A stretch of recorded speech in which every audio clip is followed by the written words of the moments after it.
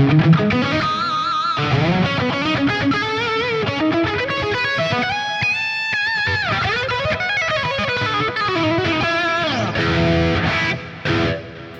hello there everybody, how is it going? And welcome back.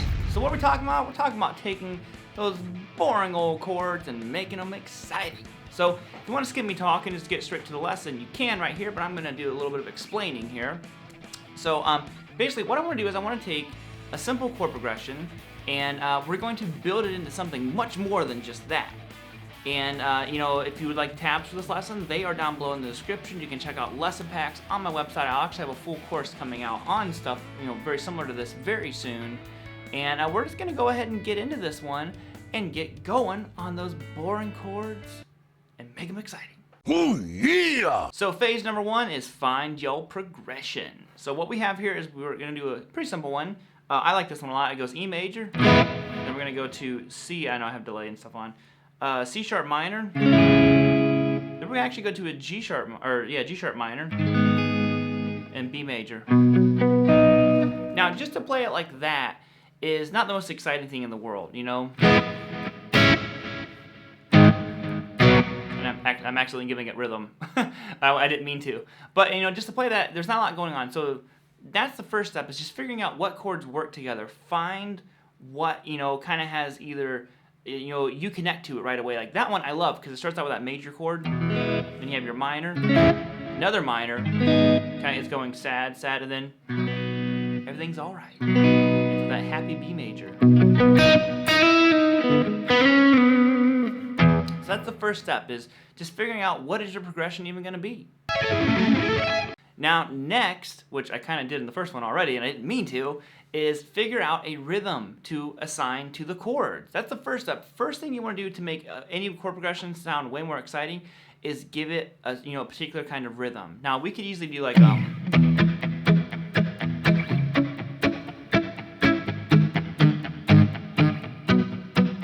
that's really not the rhythm I want to personally go for, but it would work, you know, and instantly it's more exciting that, you know, if we just did that by itself. But I want to do more of that first one though.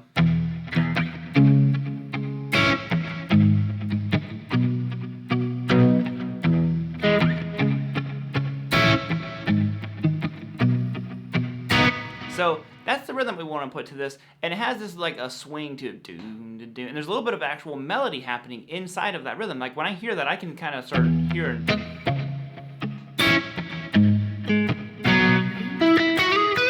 You know, there's this melody. Na, na, na, na.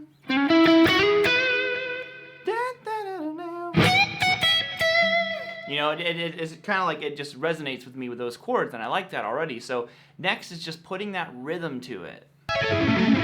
What do we have next on the chopping block? Well, you need to be able to play these chords in a lot of different places. Don't just get stuck playing chords in one spot. That's a huge way to get locked in. So let's take these chords and let's move them all around. I'm going to play all the same chords in completely different spots on the guitar neck. So I'm going to go like this. I'm going to do E major. Let's do E major up here. So I'm just 7 on the A, 9 on the D, G, and B. And I'll probably end up just doing it like that and use my low E string. Now the next one is that C sharp minor. Well, we actually have that chord right here. Or we could do it down here, you know, but we're going to do it up here. So we're going to be at 11 on the D and then 9 on the G, B, and high E. So already we're in a new area on the neck, which to me is making it more exciting. I'm like, okay, I'm already thinking of different stuff now. Okay. Next we had that G sharp minor.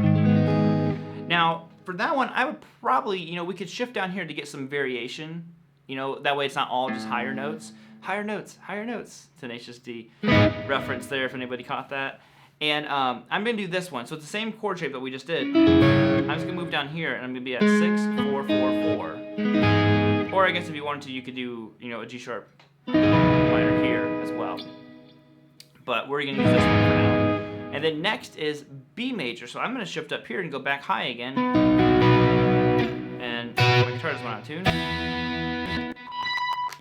And I'm going to do this. So the B major up here is just something like an F chord shape. I'm going to go 9, 8, 7, 7. Okay, so we have that going on now. So let's play that same rhythm, put with these new chord shapes. I forgot the next chord.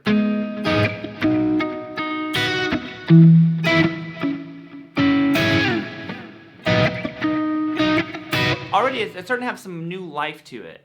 And I started to fumble there because I wanted to add my thumb to the top. So what I would normally do is probably this. And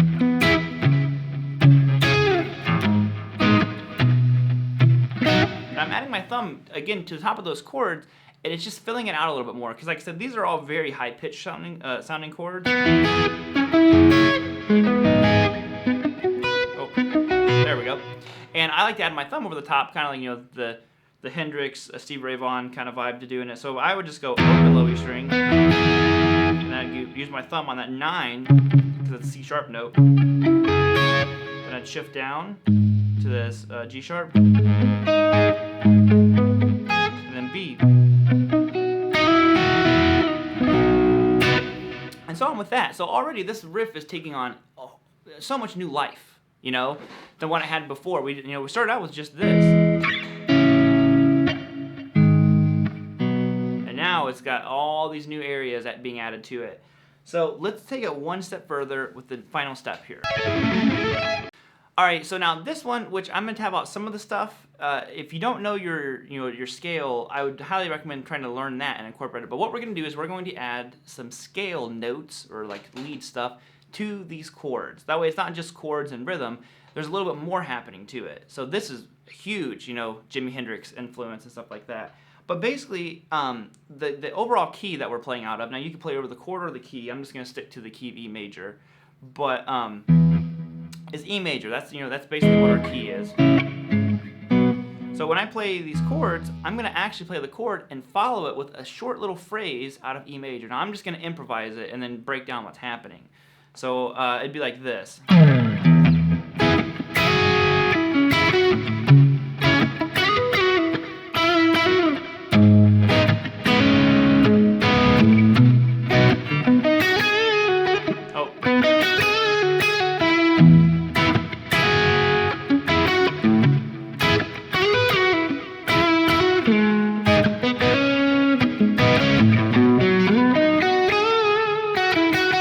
There we go, that works there.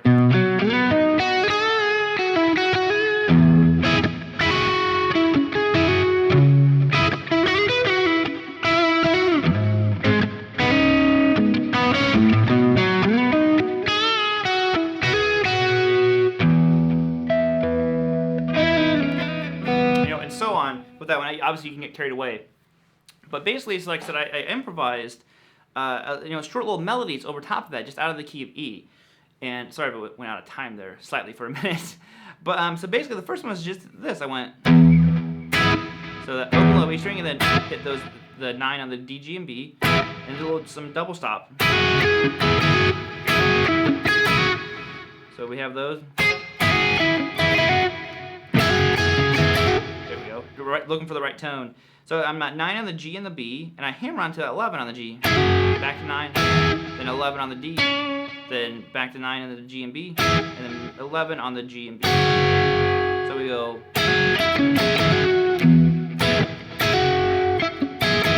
Keeping that rhythm is definitely the challenge to, even when you're playing the lead stuff, that swing is still there. Next is the C sharp minor. So I went to that one and I hit the chord. I think that was what I did. So that's just, again, straight out of the pentatonics. I'm just going, sliding up to that from 11 to 13 on the G, 12 on the B. Then I go to that 13 down to 11, then pull off that 9. Then 11 on the D twice. Back to that 9. Then I'm doing a little I bend 11, but I release it on the bend up. I don't let the bend come back down. So now I went simple because that was kind of like, to me, a little bit more busy of a run. So I went for a more simple one when I went over the G sharp minor. So I went, which is just the chord with my thumb. Then I'm going. So I play the chord and I hammer onto that 6 on the G. And I pick up, hit the chord chord again, and then so we have.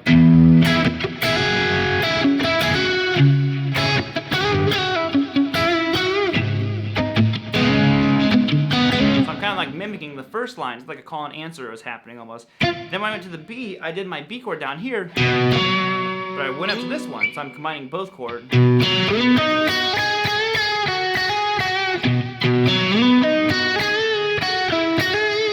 think it was a phrase similar to that.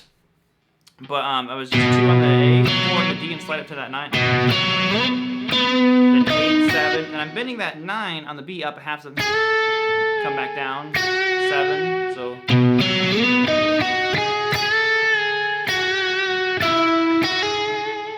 a phrase similar to that, but the point is, to me, that's kind of like box 5 of our E major pentatonic. Oh, maybe. If I can play guitar, geez.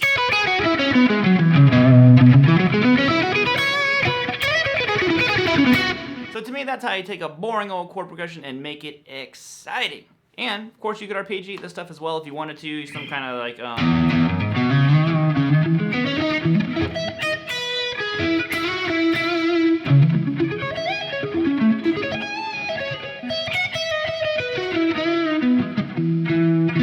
kinds of options that you have to go different directions with your guitar playing. And like I said, it just adds a lot of life and a second dimension to it, especially if you're a player like me who doesn't sing. I need the guitar to kind of do the rhythm and the talking for me at the same time. So other than that, guys, I will see you all later. Get them tabs, check out the lesson packs. Peace out. But there's like 3 cameras. Who do I do this to? And I will see you all later. But first, you should totally check out these videos and subscribe. These videos right here. And so, you know what you should do?